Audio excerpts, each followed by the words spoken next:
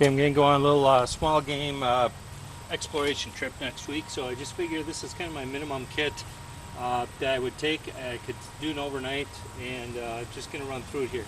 So here's that big pack bag I made, but because I have some elastic straps and D-rings and webbing there, I can just kind of compress that down. It's on the Alice frame. Using the U.S. Army shelter half with a all-weather grabber blanket, they're called, and it's a reflective surface, so if I could get a long fire going, or even any fire, get a little reflection going. It's not really that warm out.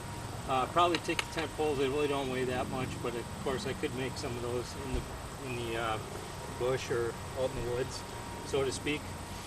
Tools, a lot of tools. You know, I don't know. I probably take too many. Got my Leatherman Crunch, my U.S. Strike Force, fire steel. The only knife I'm carrying is, or primary knife is my VK11 with my fire steel, and that's just a neck knife. My PSK with waterproof matches. I have a lighter. Have my Opinol number 8. It's really easy to keep that thing sharp. If you have to do some shaving or whatever, camp chores, not batoning wood, that thing is easy to keep sharp. I always keep some leather and honing compound with me to sharpen it up. My Opinol folding saw, some paracord, the Ridgeline, my Phoenix LD20 headlamp, my little sewing kit. You know, I just having fun playing with sewing lately, so I'll take some material and sew if I got. Here's 11 ounces of Bisquick to make some biscuits. My pocket cooker stove. This is not the gasification stove. This is just a regular wood stove. Some Spam, some honey, some coffee.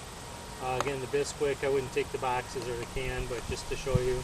Some comfort food, very important. 1 3-quart pot with a lid and a cup inside there.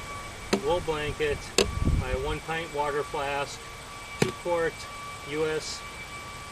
canteen, the bag which I put the wool blanket in and use as a pillow at night. I got a wool shirt in there, and then 2 of these pads for ground insulation.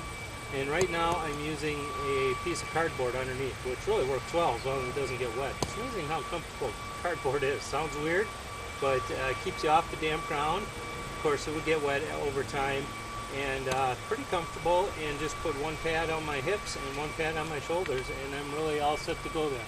And my candle lantern. So that whole kit weighs about 14 pounds. You know, if this is all canvas, I can have a fire. Of course, I'll have to be a little careful with that, but those aren't that expensive. The pack frame and the pack are overkill. I understand that. I could fit this in a day pack. But, you know, my idea here is just to kind of practice an elk hunt bivouac. That's really what I'd like to do someday. Long-term goal is to go out elk hunting and do some bivvy type hunting. But anyhow, it's just me testing out my gear and seeing how it works.